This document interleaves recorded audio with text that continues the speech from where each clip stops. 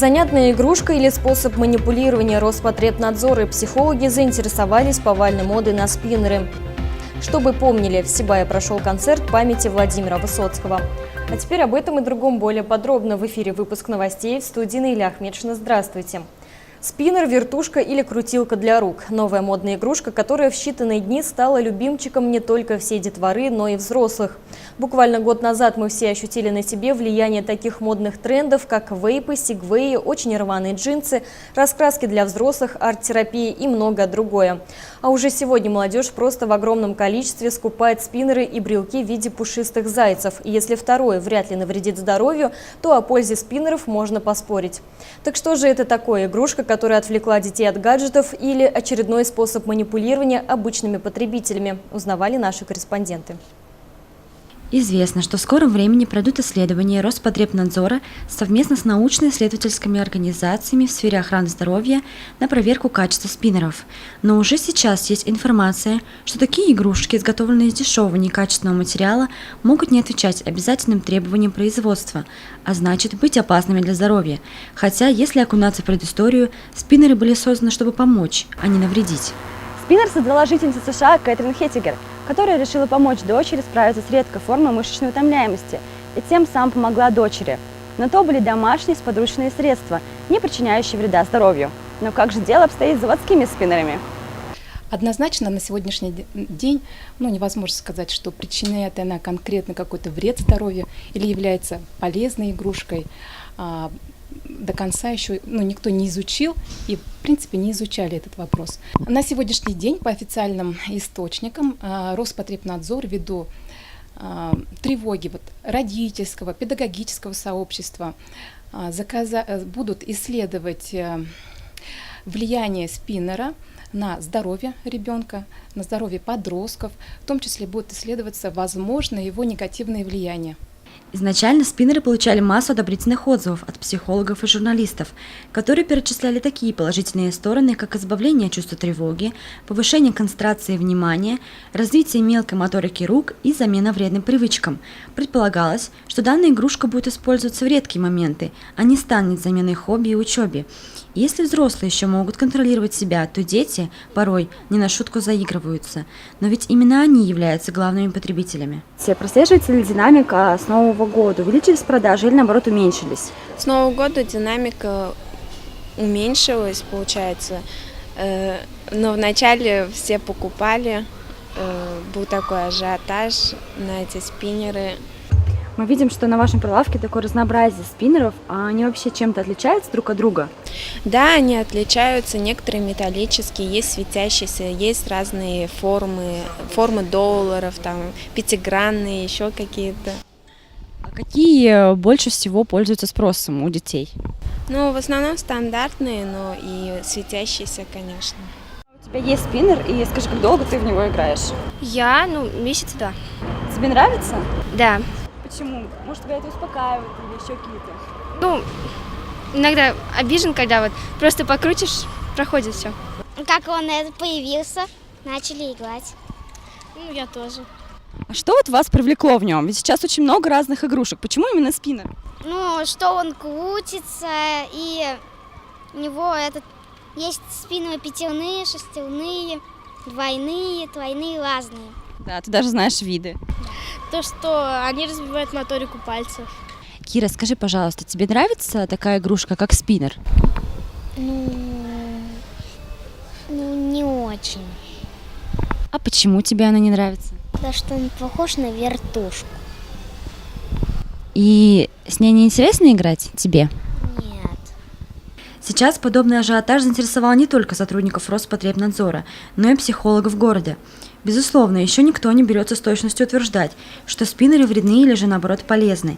И если в нашем городе не происходили случаи, связанные с причинением вреда здоровью этой игрушкой, то в интернете можно найти целый ряд таких реальных историй. Тем не менее, пока исследования не подтвердили опасность и не запретили продажу спиннеров, все высказывают свое мнение на этот счет, основываясь на профессиональных знаниях или собственном опыте. Бешеная популярность на спиннерах среди школьников и подростков вызвала тревогу у родителей и преподавателей. Излишнее увлечение спиннерами отрицательно сказывается на успеваемости и неповедении детей и подростков. Дети просто не знают точно, для чего нужны спиннеры и не дозируют их применение, а напротив, все время и внимание переключает на них. Хотела бы посоветовать родителям обращать внимание на то, если ребенок часто использует спиннер, это может значить, что внутри него есть огромные переживания и тревога. В этом случае важно поговорить с ним. Только с нашей помощью они могут разобраться в том, что происходит. От понимания уровень тревоги снижается. Мода, безусловно, имеет срок годности. Она не постоянна, как и сезонные тренды. Так и массовое влечение спиннерами продлится еще какое-то время, а потом внимание молодежи привлечет новый тренд. А нам остается только гадать, что в скором будущем впечатлит молодых людей. Оксана Старовойтова, Алик Кадыров, Любовь Карпова, телекомпания СТВ. К другим новостям. Закон, запрещающий уклонистам от армии 10 лет работать на госслужбе, подписал накануне президент России Владимир Путин.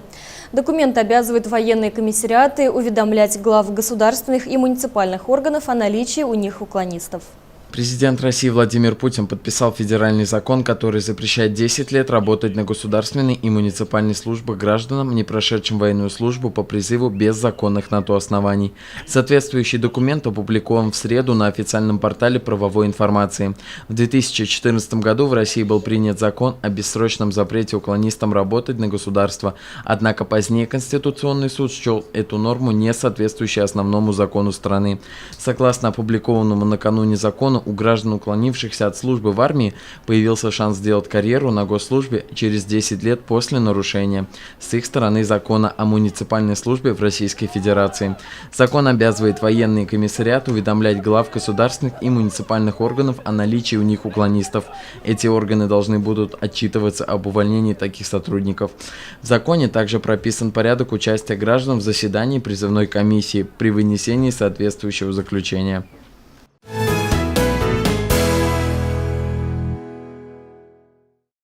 Горячий парад для выпускников этого года подходит к концу. Накануне был последний день подачи документов для абитуриентов, которые поступают в вуз только по результатам ЕГЭ.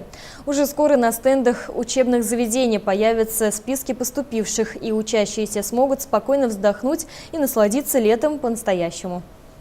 На столах коробки с документами. У сотрудников приемной комиссии работа продолжается.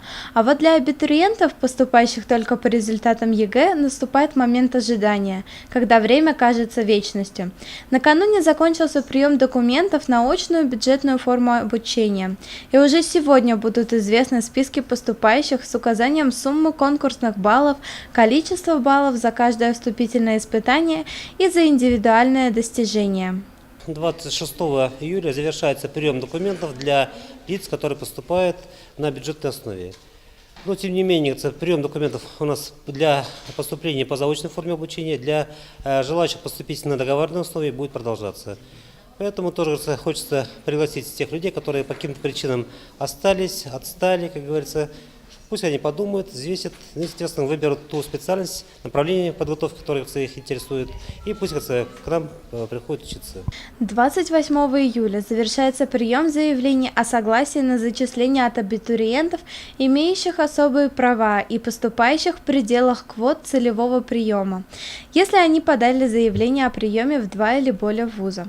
После чего начинается первый поток зачисления. Это примерно 80% от всего набора поступающих на бюджетной основе. Далее следует второй поток для завершения приема лиц, претендующих на бесплатное обучение.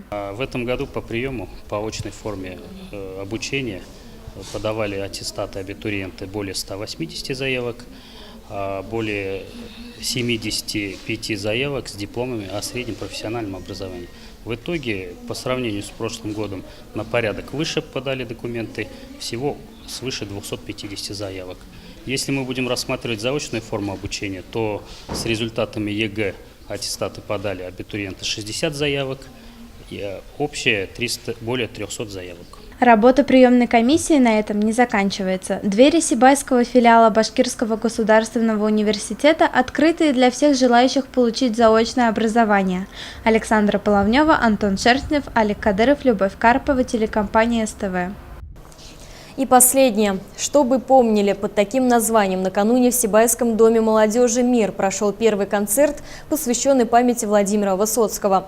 Местные исполнители доказали – творчество без преувеличения великого поэта, музыканта, исполнителя, артиста Владимира Высоцкого и сегодня не теряет своей актуальности.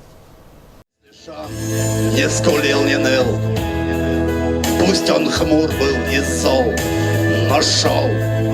А когда ты упал, соскал, он стонал, но держал. Если шел он с тобой, как в бой, на вершине стоял хмельной, значит, как на себя самого положись на него. Со сцены звучат известные произведения Владимира Высоцкого. Среди слушателей люди самых разных профессий, но в основном старшего возраста, которые на концерт пришли со своими детьми и внуками. По словам организаторов, песни Высоцкого добрые и правильные, иногда юмористические, а потому легко находят отклик в детских сердцах. Высоцкий был кумиром своего времени, но и сегодня его любят и почитают. Об этом свидетельствовал полный смотровой зал Дома молодежи, где проходил первый в Сибае концерт памяти известного поэта, актера, автора и исполнителя песен.